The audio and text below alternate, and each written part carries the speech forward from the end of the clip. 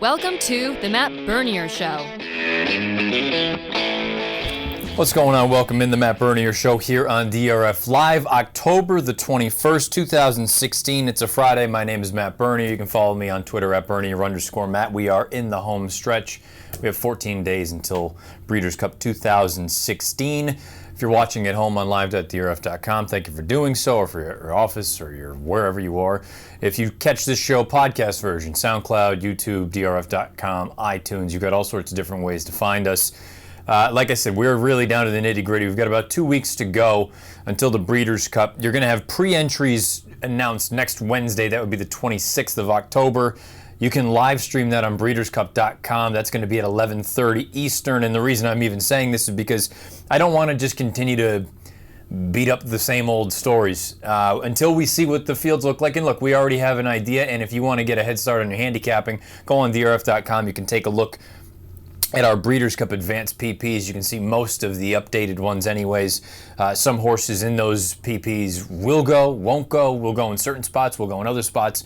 But the idea is you want to get a head start on your handicapping, and that's what ultimately the Breeders' Cup comes down to. It's about doing your homework and being prepared. You don't want to be working at the last second with 10 minutes to post trying to figure out who do you think is going to be sitting second at the half-mile call. So you can check that out, drf.com. We've got the advanced PPs up. And when I say, I don't want to just beat up the same old story until we get a little bit more clarity. Let's wait till next Friday's show. We can talk about those sort of things. We'll go through. I'll plan on making a value line based on, we'll initially look at Mike Watchmaker and Brad Free's odds, probably for the two big divisions, for the Classic and the Distaff, and I'll go ahead and make my own line. But until we get to that point, I don't really want to continue to beat it up. We know what's going on. You know the players. You know the contenders. Kind of want to just go over a little bit of homework, getting you ready for what's to come during Breeders' Cup week. Obviously, we'll have all sorts of good information and good content here on live.drf.com, as well as drf.com by itself, and video.drf.com. As far as shows are concerned for Breeders' Cup week, I'll be here next Friday here in the studio in Midtown. Hopefully, the weather's a little bit nicer. It's a little bit drizzly all day today here on Friday in New York City. But the idea is Breeders' Cup week, whenever I've had to go off travel for work, the shows have been a little bit sort of loose. And look, this show is going to be loose, but at least it's going to be here in the studio with a little bit of production quality going on. Breeders' Cup week, it's going to be an interesting sort of thing. On Wednesday of Breeders' Cup week, at that point, I believe Monday is when the PPs will come out. On Wednesday morning at 11 Eastern, and it won't be live, we're going to be recording it at 11 Eastern, 8 Pacific time, I will be on the DRF Players podcast hosted by DRF Tournament editor Peter Thomas Fornatal. He's joined by Mike Hogan and Jonathan Kinchin. I will be on as a guest on Wednesday.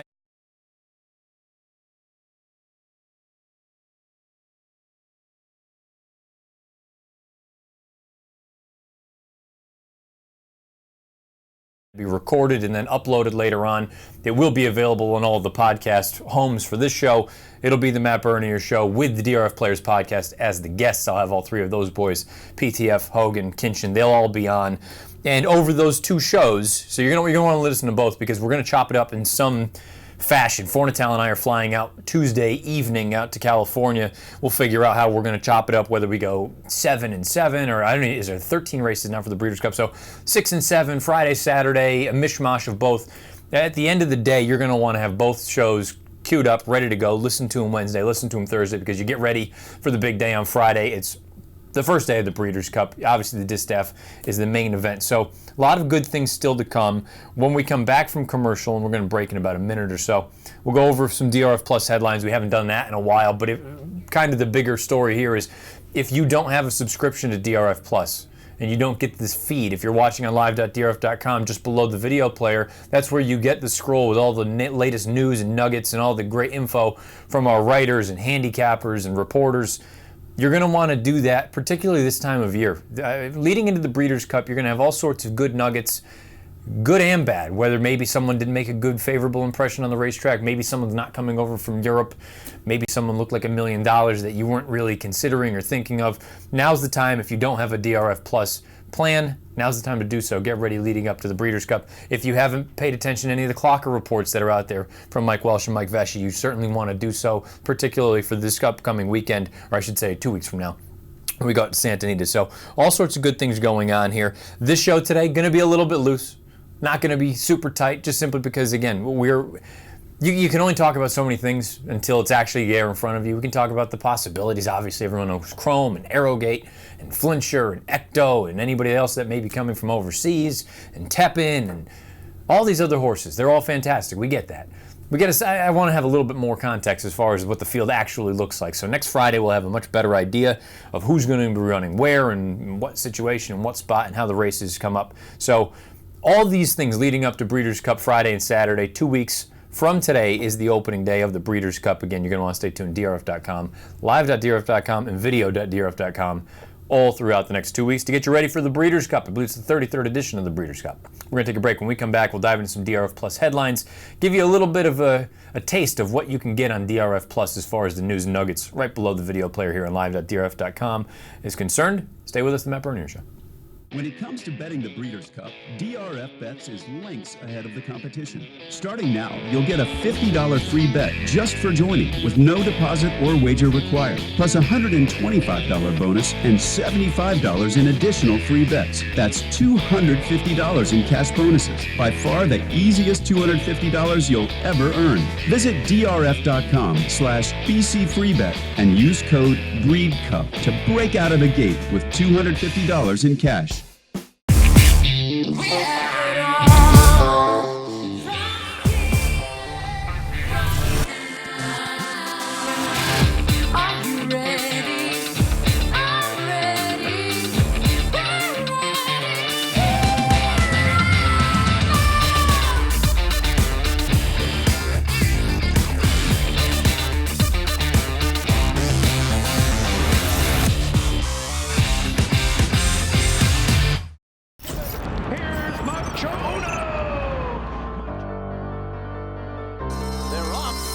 Breeders' Cup Classic.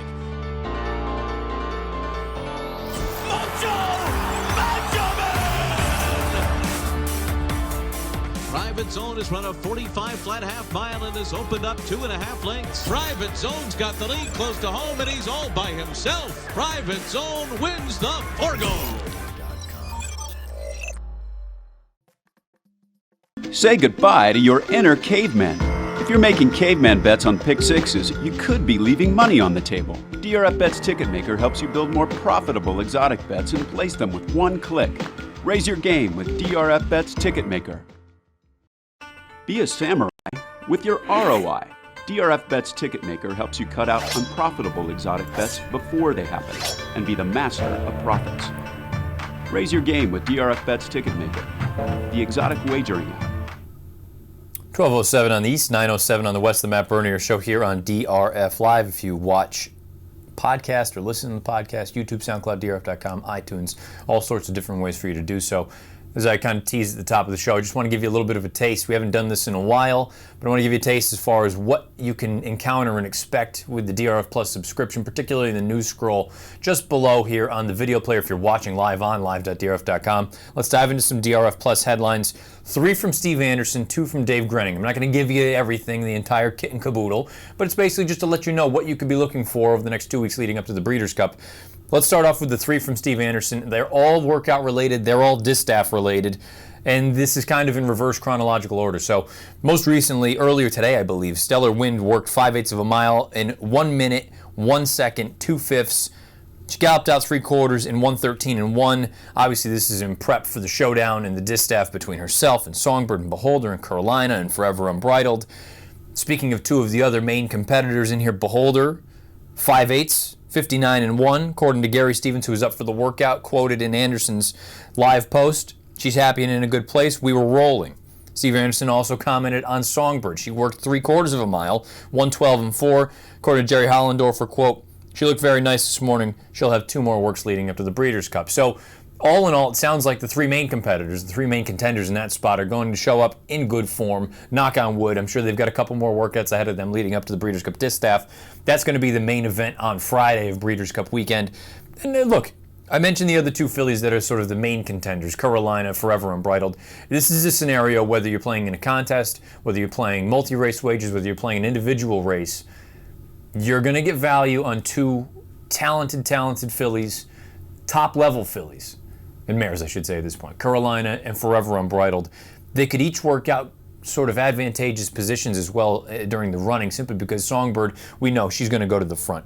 You know Songbird is going to be probably, I don't know, a length in front of Beholder. Just behind Beholder, you're going to have Stellar Wind. Right in that same ballpark, you'll have Forever Unbridled. You'll also have Carolina. So you could be getting very, very interesting and intriguing value on some of these fillies and mares, just simply because everyone is on the Songbird bandwagon. I don't know how I'm going to go about with the race. I've got to still do some more homework. You can see my analysis in the paper on Friday and Saturday as far as all the Breeders' Cup races are concerned, myself and Mike Watchmaker.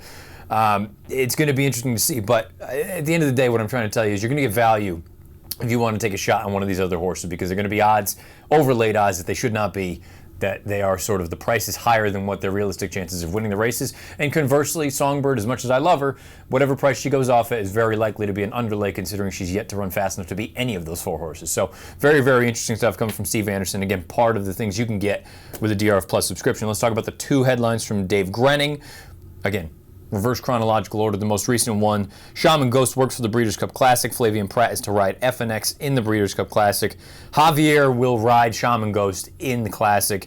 Jimmy Jerkins got his sort of long distance workout into him. I believe he worked almost 7/8 of a mile, galloped out well. Needed to get a little bit of fitness into him. I believe Jerkins is quoted as saying he's a little bit of a lazy horse when he gets out there by himself. So they got what they wanted out of him in this spot. Should set him up well going out to Santa Anita. As far as FNX is concerned, Mike Smith normally rides FNX. He won't ride him in the Breeders' Cup Classic, and it's not because of anything else other than the fact that Smith has the mount on Arrowgate, who going into the Classic is the fastest horse in the race, or co-fastest along with Frosted. That's the most fascinating thing. And California Chrome is not technically the fastest horse in the race, and he's not even the second fastest horse in the race. If you just go based on buyer speed figures, those 2 distinctions belong to Arrowgate as well as Frosted. And speaking of Frosted, Grenning's other post was Frosted is confirmed. Obviously, everyone knows about this. This is not new news. This came from a day or 2 ago. Frosted's going to go to the Breeders' Cup Classic. The interesting part is he will not even pre-enter in the Dirt Mile. They're going to the Classic with him. I suppose you can look at it and say the only chance he has at winning Horse of the Year is to win the Classic. However unlikely I believe that to be, I understand why they do it. I think it's the wrong move. I think he's much better suited in the Dirt Mile. We've gone over this on this show in the past, but at the end of the day, Godolphin and the Sheikh, they want to go that route. Kieran signed off on it. He's okay with it. We'll see if this horse can get 10 furlongs at Santa Anita over a couple of the local hopes in California Chrome and Arrowgate. Again, this was just a quick little teaser to give you a little bit of an idea of what you can expect with DRF Plus and a subscription in that feed just below the live player here anyway, the video player on live.drf.com. And again, no better time than now. Get involved. You got 2 weeks until the Breeders' Cup. We're going to take a quick break. When we come back, we'll review the 2 races that we handicapped here on the show last weekend, for better or for worse. And then after that, we'll get in a little bit more handicapping for this weekend with some races. We'll give you 3 picks for the NFL, and we'll continue on, get you ready for Friday and Saturday here on DRF Live. Stay with us, the Matt Bernier Show. When it comes to betting the Breeders' Cup, DRF Bets is lengths ahead of the competition. Starting now, you'll get a $50 free bet just for joining, with no deposit or wager required, plus a $125 bonus and $75 in additional free bets. That's $250 in cash bonuses. By far the easiest $250 you'll ever earn. Visit drf.com/BCFreeBet and use code BREEDCUP to break out of the gate with $250 in cash.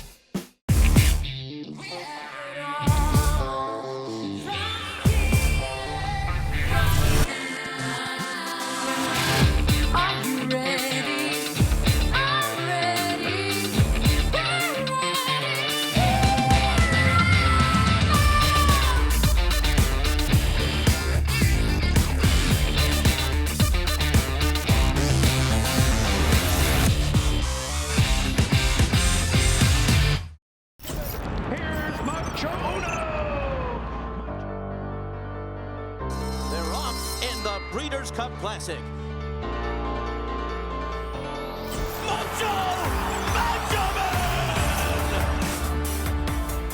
Private Zone has run a 45 flat half mile and has opened up 2.5 lengths. Private Zone's got the lead close to home and he's all by himself. Private Zone wins the Forgo. Say goodbye to your inner caveman. If you're making caveman bets on pick sixes, you could be leaving money on the table. DRF Bets Ticket Maker helps you build more profitable exotic bets and place them with one click. Raise your game with DRF Bets Ticket Maker. Be a samurai with your ROI. DRF Bets Ticket Maker helps you cut out unprofitable exotic bets before they happen and be the master of profits. Raise your game with DRF Bets Ticket Maker, the exotic wagering app. Quarter after 12 on the East, quarter after 9 on the West, the Matt Bernier Show on DRF Live. Let's dive into a recap, as we always do on this show. If you're new to it, we go over a few races every week. We go back and look how we did prior week, for better or for worse. Sometimes it's good, sometimes it's not so good. 2 races last weekend. They were both very, very interesting, both for 3-year-old fillies, and both of them on the turf. Let's start off with the sort of main event, and we talked about it going into last weekend. The QE2 Cup down at Keeneland looked on paper like it was going to be just an absolute bang-up race. You could go through and make a case for probably 5, 6, 7 different fillies in there, but it felt like you did have a separation of the cream of the crop to that sort of second rung or that second tier of the contenders in there. I thought going into it, you figured Catch a Glimpse was going to be the favorite. The question was just going to be how much money would she take. I thought the most likely winner was Time and Motion based on that prior effort up at Saratoga, where I thought Time and Motion beat Catch a Glimpse just on the square. I thought she was just better. And I kind of felt like going into a spot like this, she was the 3-year-old filly on the improve. And we're going to take a look in a minute at the entire stretch run, but there's more to talk about with this race than just the fact that one filly won and one filly lost. Here's Kurt Becker at the top of the lane. Catch a Glimpse to the inside is still there, turning for home. Time and Motion coming after them from third on the outside. Mocat is fourth out in the center of the course. Stays in Vegas, fifth back toward the inside. Hawksmoor, the leader. Catch a Glimpse is beaten. And here's Time and Motion. And here's Harmonize running late on the extreme outside. Hawksmoor has the lead. Time and Motion fighting on but second. Harmonize is third. Hawksmoor, Time and Motion. Incredible finish and Harmonize, multiple horse photo finish for the win in the Queen Elizabeth II Challenge Cup. Just a tremendous horse race. 3 horses across the wire, and as I kind of teased before we went and saw the stretch run, there's more to talk about than just one filly getting the job done. Time and Motion, I loved everything about that race. Thought she made 2 moves. You can go in to watch the weekend wrap video that Dan Illman and I did. That's on video.drf.com. I love that going into the far turn, Johnny V got into her a little bit and said, we've got to get close. Then when she responded, got into the position that he wanted her in, he took her back in hand. She listened, she relaxed, waited, then he asked her again, and she kicked again, and she gamely wore down a very, very impressive performance from Hawksmoor, the European import for Lyle Stables. I thought she was very good in front-running fashion. And then coming from the back of the pack, you had Harmonize, and I thought Junior Alvarado rode her beautifully. I know a lot of people were disappointed. Yeah, you know, maybe being so far back, that's what cost her. At the end of the day, that's kind of what you get with a one-run closer, and the pace didn't develop. It wasn't blistering, but early on they went 22-4, 47 apiece for a half, so I don't think it was a terrible pace for her to run. And I just think it was circumstances. Sometimes you're going to get the job done, sometimes you won't with those deep closers. Harmonize is a filly that I think is up on the improve. I think Time and Motion's on the improve. And Hawksmoor, I think she's on the improve as well. We've got to talk about Catch a Glimpse, though, and it sounds like, thankfully, she's okay. But the connections were even just a little bit confused because she's never completely wilted like that. So, you know, it's one of those things. It's easy to just pile on and say, you know, she's not that good, which is false. She's a supremely talented filly. And just because I've never loved the idea that she gets a little bit goofy with all of her antics and the lead changes, that doesn't change the fact that she's supremely talented, and she's won a heck of a lot more often than she's lost. I love that the connections, it sounds like they're going to put her away, give her a little bit of time off, give her a little bit of a refreshing, turn her out at the farm, and then bring her back for her 2017 campaign as a 4-year-old. I think her best mile, or her best distance, I should say, is at a mile. Any farther, I think you start kind of stretching it a little bit, but a win for us here on the show. Most likely winner Time and Motion gets done at 3-1. Vulnerable favorite Catch a Glimpse, the 8-5 favorite, finishes 7th. Let's talk about the other 3-year-old race on the turf. Now, as good a feel as I had about the QE2 Cup, it was the complete opposite about the Pebbles. I thought it was kind of wide open. You could make a number of cases for horses.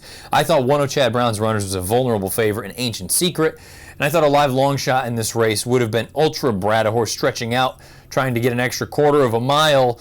Right idea trying to take a shot against the short prices. Wrong horse. Larry Coleman's from the top of the stretch. And then comes She Doesn't Mind. 3/4 in 108-4. They're into the stretch. And here's Thundering Sky trying to come and get Believe in Birdie. Believe in Birdie now passed by Thundering Sky, who takes the lead in mid-stretch. Thundering Sky now in front. Believe in Birdie is still second. And then it's Ancient Secret and Flying Late as Mom's on strike on the far outside at a huge price. But Thundering Sky has won the Pebbles. You know, sometimes you have the right idea and you just have the wrong horse. Thundering Sky, she's a consistent sort. She had buyer speed figures that put her right there as a contender.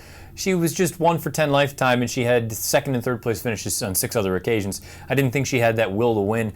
Look, Believe in Birdie set just an absolute breakneck pace. Things set up beautifully, and look, at the end of the day, can't take anything away from Thundering Sky. She got the job done, but when you have a horse draw in like Mom's on strike, first time turf, not a ton of turf pedigree, runs second at 50 to 1, and you have a $1,200 exacta, that was a tough one for me to come up with. As far as the vulnerable favorite, Ancient Secret, she ran third as the 2 to 1 favorite. I don't really know that counts. I mean, I suppose we beat her, but at the end of the day, she ran a very good race to run third. She rounds out your trifecta, and the live long shot Ultra Brat, she just wasn't very good. She finished 9th at 8 to 1, and again, 8 to 1 is a little bit light for what I would like to consider a live long shot, so I apologize about that. But as good as the QE2 Cup was for us, the Pebbles was a swing and a miss. It is what it is. We move on. We've got 2 races coming up this weekend for you. We've got 3 NFL games to talk about. We're going to take a break. When we come back, we're going to just bring it right through home. We'll show you what's on deck for tomorrow, DRF Live, starting at 2 o'clock Eastern. All sorts of good stuff still to come here on the Matt Bernier Show. Stay with us. When it comes to betting the Breeders' Cup, DRF Bets is lengths ahead of the competition. Starting now, you'll get a $50 free bet just for joining with no deposit or wager required, plus a $125 bonus and $75 in additional free bets. That's $250 in cash bonuses. By far the easiest $250 you'll ever earn. Visit drf.com/BCFreeBet and use code BREEDCUP to break out of the gate with $250 in cash.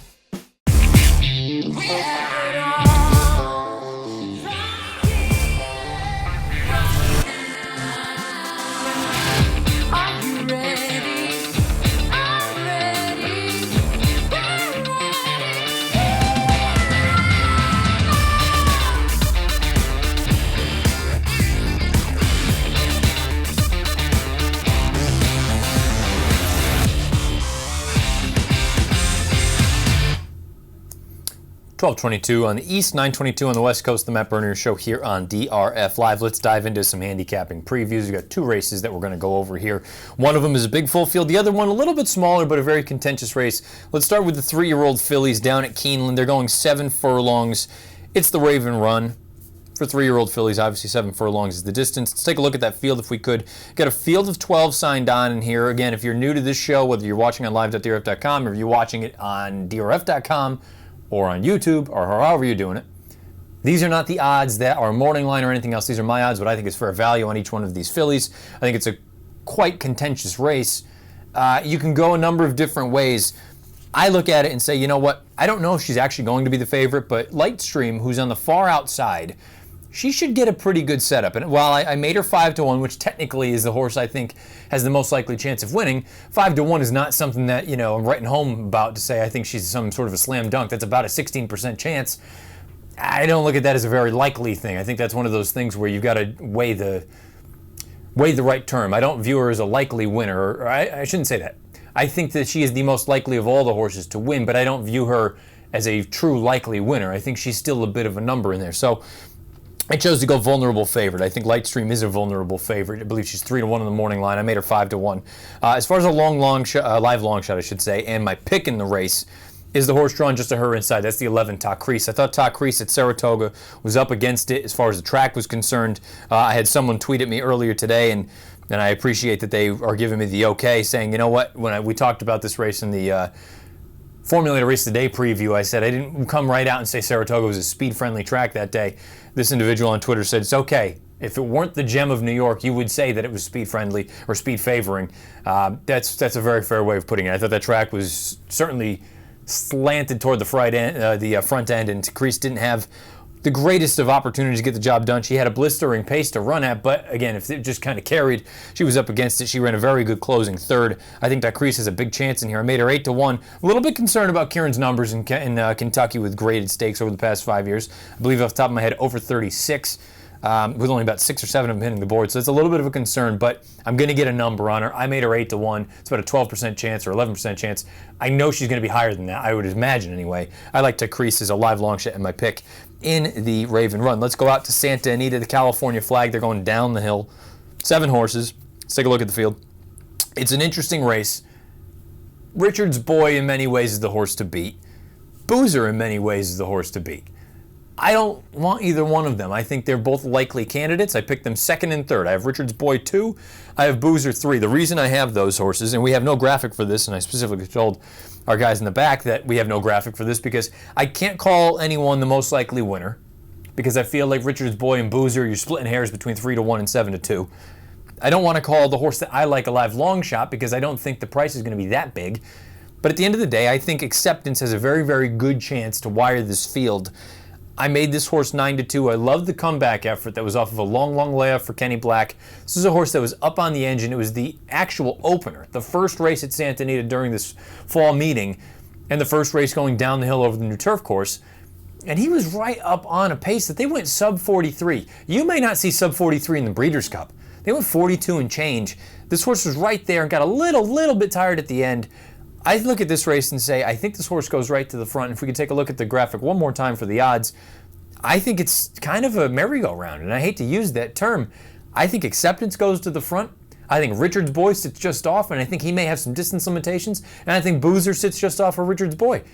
I think if the pace gets back down just a hair, I think Acceptance has got a big chance to wire this field. I went 6-1-3 in the California flag going down the hill. Both of those races we'll have for you on DRF Live tomorrow afternoon. Before we get to that, though, we've got to dive into some NFL picks. Now, those of you that have been following along, obviously, it's been a work in progress, 8-10 year to date at this point. But I do think things are going in the right direction. We had 2-1 last weekend, and the one loss, all right, I thought that was one of the stronger opinions that I had, but at the end of the day, okay, doesn't always work out. Let's talk about the first game that I'm looking at. And Craig, I know this pains you, but the New York Jets are just an absolute abomination right now. They're a disaster. You look at the way that they've been playing. When it's Geno Smith time, not a good thing. The Ravens are at the Jets. The Ravens are +2. The way that I'm looking at it, I kind of feel like, you've got a team in Baltimore that's not totally out of the realm as far as a division title is concerned. They're behind Pittsburgh right now. Pittsburgh's at home, though, with Landry Jones against the Patriots. That's going to be a tough spot for them to come through. I don't want to go as far as to say it's a must-win for the Ravens, but it certainly feels that way. The Jets, I almost think at this point they're better off just saying we're going to pack it in. Let's try and get Deshaun Watson. Let's try to get Lamar Jackson. Let's try to get someone. We got to get a quarterback because Fitzmagic is gone. It's dried up. I think you take the points, +2 at the Jets. I think the Ravens get it done outright in the Meadowlands, but I'll take the points anyway. Give me Baltimore +2. The Chargers at the Atlanta Falcons. I said at the beginning of the year I wasn't sure what I thought of the Atlanta Falcons. I didn't think they were that good. And now they've kind of become my cash crop.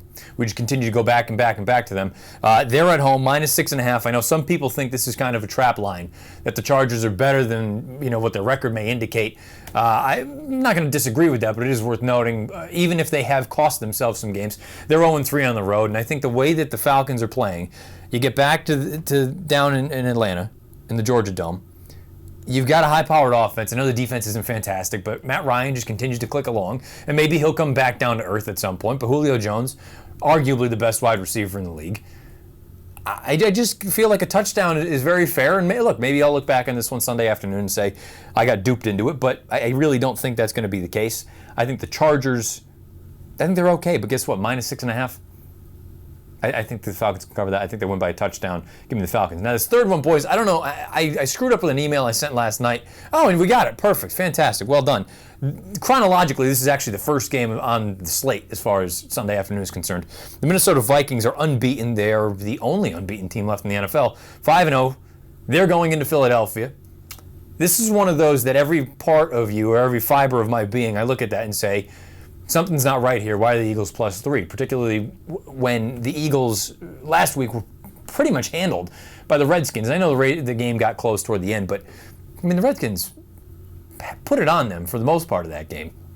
+3, when you consider 3 points is usually what you're going to give a home team.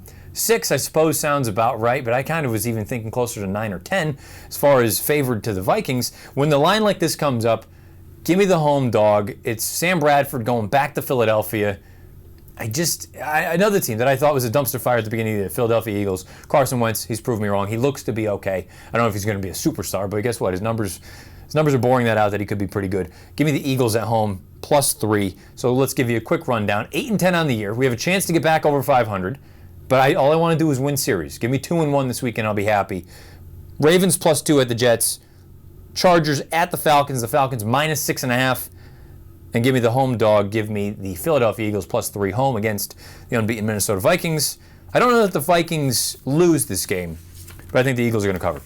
Those are your 3 plays. NFL Trifecta week number 7. DRF Live tomorrow afternoon, 2 o'clock Eastern, myself and Dan Illman.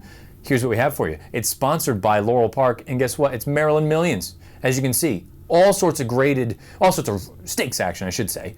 Really, it's nothing but stakes action from top to bottom. From when we come on till the final race, that's the Grade 2 Raven Run. We've got all sorts of good stuff. We've got the California flag we'll take you through. That's the only race outside of Belmont and Laurel we'll have for you tomorrow. Big focus on Laurel, big focus on Belmont, where it's New York Bread Day, New York Bread Showcase Day. All sorts of great racing there. Look, the Empire Classic is a banger of a race. It's going to be very, very interesting to see how that goes down as far as the wagering is concerned. But all sorts of good stuff. Myself and Illman, 2 o'clock Eastern. We'll bring you through the entire day on DRF Live. Other than that, housekeeping-wise, I think that's about it. Right, boys? We've got the Formulator race of the day for Friday, which we'll throw up momentarily. That would be a race down at Keeneland. I believe it's the Valley View. I really like Shug's horse, unless she's scratched and I don't know about this because I've been on and I'm not paying attention to it. But we're going to button this show up before we do. Again, if you're watching on live.drf.com, thank you for doing so. If you listen podcast version, whether you watch it on YouTube or drf.com, or you just listen to it on YouTube, drf.com, SoundCloud, iTunes, all sorts of different ways for you to find the show, espn.com. Again, today was a little bit loose, just knowing that it's a means to an end. Let's get to next week when we have actual fields drawn where we don't know, I say drawn, we don't know where they're going to be as far as post position, but we know more likely than not who's going where. And we can dive into some things a little bit more as we get closer and closer to Breeders' Cup 2016. 2 weeks from today is Breeders' Cup Friday. We'll see all sorts of good stuff out there, and I'll remind you over the next 2 weeks about what's to come while we're out at Santa Anita, Breeders' Cup week. Without further ado, the Formula race of the day for Friday. It's the Valley View down at Keeneland. My name is Matt Bernier. You can follow me at Bernier_Matt. We'll see you again on Friday. Best of luck this weekend.